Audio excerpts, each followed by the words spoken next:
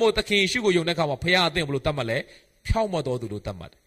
သင်ရဲ့အကျင့်ကြောင့်မဟုတ်သင်ရဲ့ကုသိုလ်ကောင်းမှုကြောင့်မဟုတ်သင်ရဲ့လှုပ်ဆောင်ချက်ကြောင့်မဟုတ်ဖခင်ရဲ့လှုပ်ပေးခြင်းကြီးစုတော်ကြောင့်သင်ဟာဖြောင့်မတ်တော်သူဖြစ်ခွင့်ရ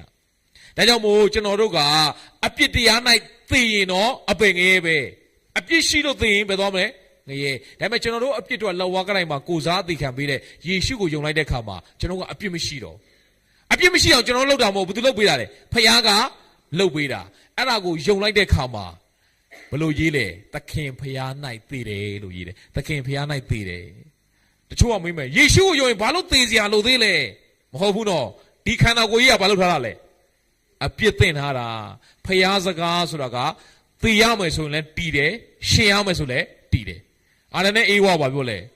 စားသောနေ့တွင်ဧကံမအဲ့ဒီဥယျာဉ်အလေကအသီးကိုမစားနဲ့စားသောနေ့မှာဧကံမသိရမယ်အဲ့စကားတည်လားတည်တယ်ဒါကြောင့်သေခြင်းတရားဆိုတာအပြစ်ကြောင့်ဝင်လာတယ်အပြစ်တရားဤခါကသေခြင်းပေသည်ငါတို့သခင်ရှုခရစ်အပြင်ဖခင်သခင်ပြီးတော်မူသောဆုကျေးဇူးတော်ကထာဝရအသက်ပေသည်ယေရှုကိုယုံရင်ထာဝရအသက်ရမယ်ဆိုဖခင်စကားလည်းတည်လားတည်တယ်ဒါကြောင့်မို့ကျွန်တော်တို့ရဲ့သေခြင်းကသခင်ဖခင်၌သေခြင်းဖြစ်သောကြောင့်အမင်္ဂလာမဟုတ်တော့ဘာဖြစ်လဲမင်္ဂလာဖြစ်တယ်လို့တမန်ကျမ်းစာဖော်ပြတယ်ဝိညာဉ်တော်ကလည်းထိုသို့မှန်ပေ၏တဲ့အဲဒီမှာလာပြီထိုသူတို့သည်ပင်ပန်းခြင်းငြိမ်းမိ